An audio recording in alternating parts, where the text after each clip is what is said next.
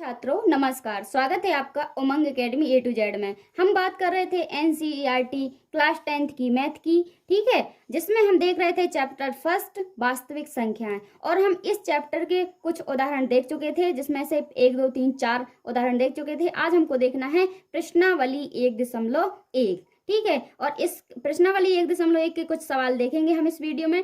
और इसके पहले आपको जानना होगा कि यूक्लिड विभाजन प्रमेयिका क्या होती है, ठीक है। और ये विभाजन प्रमेयिका है जो वो किसने दी है और कैसे कार्य करती है, ठीक है। तो अपनी बुक में दिया हुआ है, क्लास 10th की एनसीईआरटी की बुक में दिया हुआ है, उसी से मैं दिखाती हूँ आपको। एल्गोरिथम सुपरिभाषित चरणों की एक श्रृंखला होती है। क्या होती है? जो एल्गोरिथम होता है वो सब सुपरिभाषित चरणों की एक श्रृंखला होती है, और जो एक विशेष प्रकार की समस्या को हल करने की एक प्रक्रिया या विधि प्रदान करती है। कौन? एल्गोरिथम, ठीक है। और शब्द जो एल्गोरिथम है वो 9वीं शताब्दी के एक फारसी गणितज्ञ कौन थे? अल ख्वारिज्मी के नाम से लिया गया है, ठीक है। कहाँ से लिया गया है? एक फारसी गणितज्ञ अल ख्वारिज्मी। अब आपको क्वेश्चन ये भी पूछा जा सकता है ऑप्शन में, विकल्प में, कि अल ख्वारिज्मी नहीं, जो एल्गोरिथम है वो किसके नाम पर रखा गया? तो किसके नाम पर? फारसी गणितज्ञ थे वो, कौन? अल ख्वारिज्मी, ठीक है। इनके नाम से लिया जाता है एल्गोरिथम का नाम। वास्तव में शब्द अलजबरा भी इन्हीं की लिखित पुस्तक हिसाब अल जबर व अल मुकाबला से लिया गया है, ठीक है। और जो प्रमेयिका एक सिद्ध किया हुआ कथन होता है, आपको पता होना चाहिए कि जो प्रमेयिका होती है वो क्या होती है। तो प्रमेयिका एक सिद्ध किया हुआ कथन होता है और इसे एक अन्य कथन को सिद्ध करने में प्रयोग भी करते हैं, ठीक है। और जो ये है मोहम्मद इब्न मूसा अल ख्वारिज्मी, ठीक है, इनका जन्म 780 में हुआ था और ये इनकी मृत्यु मतलब है 780 से 850 आयु के बीच में थे ये, ठीक है। अब हमको इसमें देखना है प्रश्नावली 1.1, ठीक है। इसमें पहला प्रश्न दिया हुआ है, निम्नलिखित संख्याओं का एचसीएफ ज्ञात करने के लिए यूक्लिड विभाजन एल्गोरिथम का प्रयोग कीजिए, ठीक है। जो इसमें सवाल दिए होंगे उसमें हमें सभी में यूक्लिड विभाजन प्रमेयिका लगानी पड़ेगी, ठीक है। तो पहला सवाल क्या है? 135 और 225, मतलब हमें इनका क्या निकालना है? एचसीएफ ज्ञात करना है। क्या? एचसीएफ ज्ञात करना है, ठीक है। और किस विधि से करना है? यूक्लिड विभाजन प्रमेयिका से करना है, ठीक है। तो हम करते हैं, हल लिखेंगे। अब हमको सबसे पहले यहाँ देखना है कि जो 135 है, ठीक है, जो 135 है वो 225 से क्या है? छोटा है, ठीक है। और इसमें यूक्लिड विभाजन प्रमेयिका भी लगानी है। यहाँ पर ऐसे लिख लेते हैं, तो 225 बड़ा है 135 से, ठीक है। अब हम यहाँ पर यूक्लिड विभाजन प्रमेयिका लगाएंगे। यूक्लिड विभाजन प्रमेयिका, ठीक है, वो क्या होती है? यूक्लिड विभाजन प्रमेयिका a बराबर बी क्यू प्लस में r। अब आपको यहाँ पर जो a है, ठीक है ना, जो a है वो क्या है? भाज्य है, और जो b है वो क्या है? भाजक है, ठीक है ना। और जो q है वो क्या है? भागफल है, और r क्या है? शेषफल है। तो इसका मतलब ये हुआ कि जो भाज्य होता है वो भाजक और भागफल के गुणनफल प्लस शेषफल का बराबर होता है, ठीक है। तो सबसे पहले हम क्या करेंगे? जो 225 लिखा है इसमें भाग करेंगे 135 का। जी यहाँ पर हम रफ कार करेंगे साइड, 225 में भाग करना है 135 का, ठीक है। तो कितने बार जाएगा? 135 मतलब 100 दूनी 235 दूनी 70, तो 270 हो जाएगा। तो ज्यादा हो जाएगा 225, तो एक ही बार जाएगा, ठीक है। तो यहाँ पर हम घटाएंगे, 225 में से 135 घटाएंगे तो 5 में से 5 जाएगा तो 0, 12 में से 3 जाएंगी तो 9, फिर यहाँ पर कुछ नहीं बचेगा, ठीक है, 0 बचेगा। तो यहाँ पर 90 क्या आया? ये शेषफल आया, ठीक है, मतलब में r का मान आया। तो हम फर्स्ट स्टेप लिखेंगे यहाँ पर कि 225 बराबर 135 गुणित जो भागफल है तो इसको लिख देंगे। मतलब a मान लिया हमने, क्या? 225 मान लिया, और b मान लिया 135, है ना। और q क्या आया हमारा? 1 आया, है ना। और शेषफल कितना आया? 90 आया है। तो अभी यहाँ पर शेषफल क्या? 0 नहीं आया है। तो ये जो यूक्लिड विभाजन एल्गोरिथम प्रमेय है, तो इसमें क्या बोलती है जी कि जब तक यहाँ पर शेषफल 0 ना आए तब तक हमको स्टेप बढ़ाते जाना है, जब तक यहाँ 0 ना आ जाए, ठीक है। तो यहाँ पर हम लिख देंगे कि शेषफल बराबर नहीं है शून्य के। इसका मतलब ये हुआ कि जब शेषफल जीरो के मतलब शेषफल है जो वो जीरो के बराबर नहीं है तो अभी हमको अगला स्टेप करना है। ठीक है, तो यहाँ पर हम सेकंड स्टेप लिखेंगे, है ना। और जो सेकंड स्टेप होगा वो क्या है, जो यहाँ का भाजक होता है उसको हम यहाँ पर भाज्य मान लेते हैं। क्या मान लेते हैं? भाज्य मान लेते हैं, है ना। और जो यहाँ का शेषफल होता है उसको क्या मान लेते हैं? भाजक मान लेते हैं। तो हमने यहाँ पर भाजक मान लिया। तो अब 90 का भाग करेंगे किसमें? 135 में। तो 90 दूनी 180 हो जाएगा। तो यहाँ पर ज़्यादा हो जाएगा तो एक ही बार जाएगा, तो 90 एकम 90। और 135 में से 90 घटाएंगे तो 5 में से 0 जाएगा तो कितना? 5 बचेगा। और फिर 13 में से 9 जाएगा तो 4 बचेगा। मतलब में शेषफल कितना बचा? यहाँ पर 45 बच गया। ठीक है, और भागफल यहाँ लिखेंगे 1 है भागफल प्लस शेषफल कितना है? 45 है। तो आप यहाँ भी देख रहे होंगे कि आपको शेषफल 0 नहीं दिख रहा है, तो हम यहाँ पर लिखेंगे कि शेषफल बराबर नहीं है 0 के। ठीक है, इसका मतलब ये हुआ कि अभी हमको और स्टेप बढ़ाने पड़ेंगे तभी हमारा उत्तर आएगा। ठीक है, तो यहाँ पर हम थर्ड स्टेप लिखेंगे।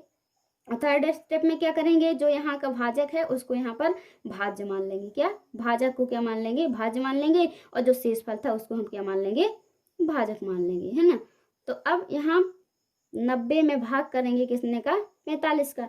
तो 45 दूनी 90 होता है, तो यहाँ पर 90 हो जाएगा। ठीक है, फिर यहाँ इसको घटाएंगे तो 90 में से 90 जाएगा तो 0 0 बच जाएगा। ठीक है, तो यहाँ 45 लिख लिया हमने भाजक, और भागफल कितना आया? 2 आया, है ना। और शेषफल कितना आया? 0 आया। तो हम प्लस में शेषफल लिख लेंगे, है। तो अभी आप देख रहे होंगे यहाँ पर कि जो शेषफल है वो 0 आ चुका है। इसका मतलब ये है कि हमको अब और स्टेप बढ़ाने नहीं पड़ेंगे। ठीक है, तो यहाँ पर हम लिख देते हैं कि शेषफल बराबर 0। अब यहाँ पर जब शेषफल बराबर आ गया 0 तो अब हमको स्टेप नहीं बढ़ाना है। और आपको एक बात ध्यान रखनी है कि जो जहाँ पर शेषफल आता है 0 उसी लाइन से आपका उत्तर निकलता है। अब इसमें जिस लाइन में मतलब 0, जिस स्टेप में 0 आया है शेषफल, उसका भाजक जो होता है, मतलब जो भाजक होता है वही आपका आंसर होता है। ठीक है, तो इसका भाजक कितना है? 45 है। ठीक है, तो HCF बराबर कितना है? 45 हो जाएगा। तो आप लिखेंगे कि अतः 135 और 225 का HCF बराबर 45 होगा। ठीक है, अब प्रश्न नंबर 1 का ही दूसरा सवाल दिया हुआ है जिसमें हमको HCF ही ज्ञात करना है। और क्या है दूसरा सवाल? 196 और 38,220 का क्या निकालना है हमको? HCF ज्ञात करना है। ठीक है, तो हम वैसे ही करें जैसे हमने पहले किया है।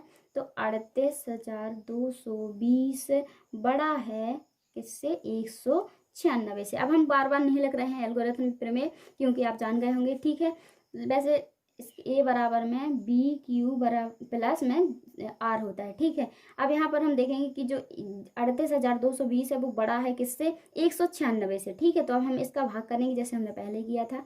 तो 38,220 भागे 196। ठीक है, तो इसका हम भाग करेंगे जब, तो 196 का एक ही बार जाएगा। कितने बार जाएगा? 196 जाएगा यहाँ पर। फिर घटाएंगे तो 12 में से 6 जाएगा तो 6 बच जाएगा। ठीक है, हासिल की कितनी आ जाएंगी यहाँ पर? 10 हो जाएंगी। तो 18 में से 10 जाएंगे तो 8। फिर यहाँ पर हासिल के आएंगे 1, तो यहाँ पर 2 जाएंगे तो फिर यहाँ पर 1 बचेगा। ठीक है, अब इतना शेषफल बचा, फिर इसको उतारेंगे यहाँ पर तो 2 हो जाएगा। फिर लगभग 9 बार जाएगा ये भाग। ठीक है, तो यहाँ पर कितना आ जाएगा? 17 64 आ जाएगा। ठीक है, फिर इसको घटाएंगे तो यहाँ पर 8 बचेगा। फिर यहाँ 9 बचेगा। यहाँ पर 0 0 कुछ नहीं बचेगा। ठीक है, अब यहाँ पर हम 0 उतारेंगे तो यहाँ पर हो जाएगा 980। ठीक है, अब 196 को हमको 980 में भाग देना है, तो यहाँ पर 5 बार जाएगा। कितने बार जाएगा? 5 बार जाएगा, और इतना ही आ जाएगा। कितना? 980। अब इसमें माइनस करेंगे तो यहाँ पर सभी में 0 आ जाएगा। ठीक है, तो शेषफल क्या बच गया? 0 बचेगा। मतलब में फर्स्ट स्टेप है जो 38,220 बराबर 196 गुणित 195 जो भागफल है उसको लिखेंगे यहाँ पर, और प्लस में क्या लिखेंगे? शेषफल लिखेंगे 0। अब यहाँ हम लिख देंगे कि शेषफल जो है वो क्या है? 0 के बराबर है। मतलब एक ही स्टेप में क्या है? जो शेषफल 0 आ गया। तो अब हमको अगला स्टेप बढ़ाने की कोई ज़रूरत ही नहीं है। और आपको पता है कि जहाँ पर जिस स्टेप में 0 आ जाता है शेषफल, उसी का भाजक जो होता है उसका क्या होता है? HCF होता है। ठीक है, तो यहाँ पर HCF बराबर हो गया 196 ही हो जाएगा, क्योंकि यहाँ पर ये भाजक 196 लिखा हुआ है। ठीक है, फिर अतः करके लिखेंगे। अतः 196 और 38,220 का HCF कितना होगा, 196 ही होगा। ठीक है, बस यहाँ पर हमारा दूसरा क्वेश्चन कंप्लीट होता है।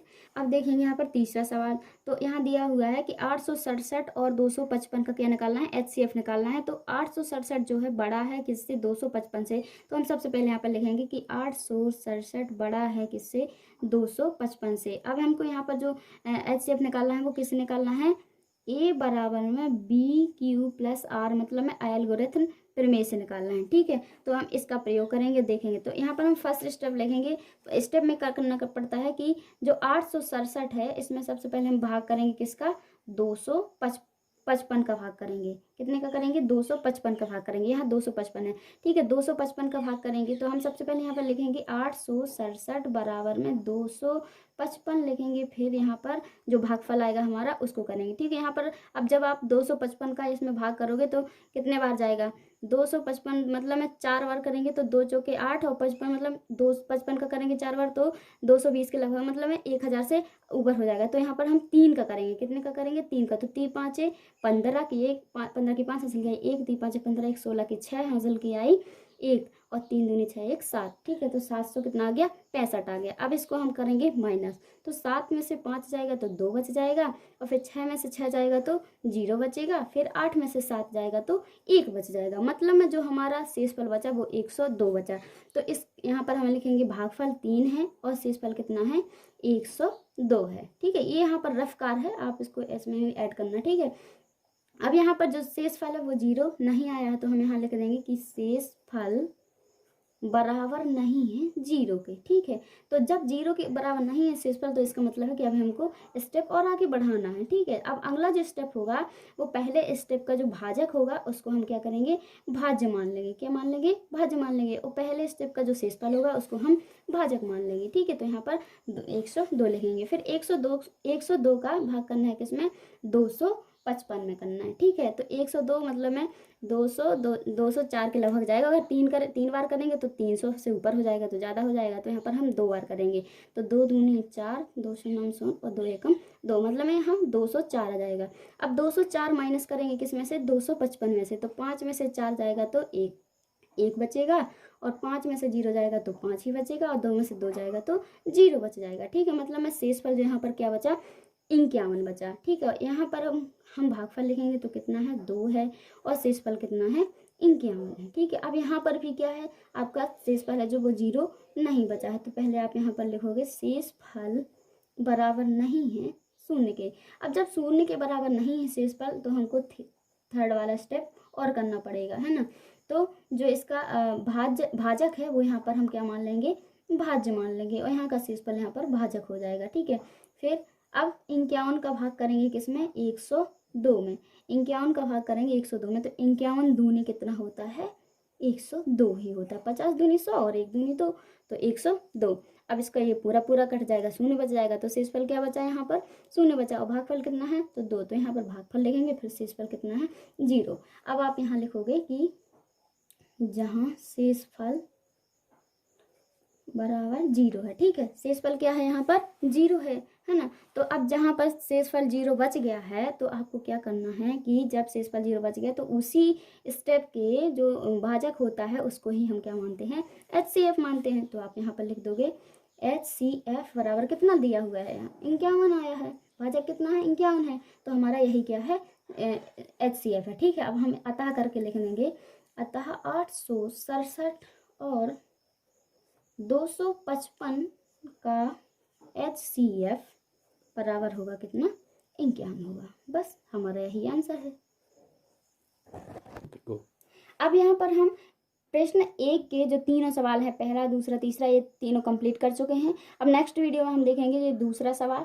ठीक है, अगर आपको वीडियो अच्छी लगी है तो लाइक करना, कमेंट करना और अपने दोस्तों में शेयर करना, और मुझे कमेंट करके ज़रूर बताना कि आपको वीडियो कैसी लगी, समझ में आ रहा है कि नहीं आ रहा है। ठीक है, और अभी तक अगर आपने मेरे चैनल को सब्सक्राइब नहीं किया है तो सब्सक्राइब कर लें और बेल आइकन को भी प्रेस कर लें। ठीक है, ताकि जो मैं नई वीडियो जो भी डालूंगी आपके पास तुरंत नोटिफिकेशन आ जाएगा। ठीक है, मिलते हैं नेक्स्ट वीडियो में, तब तक के लिए नमस्कार।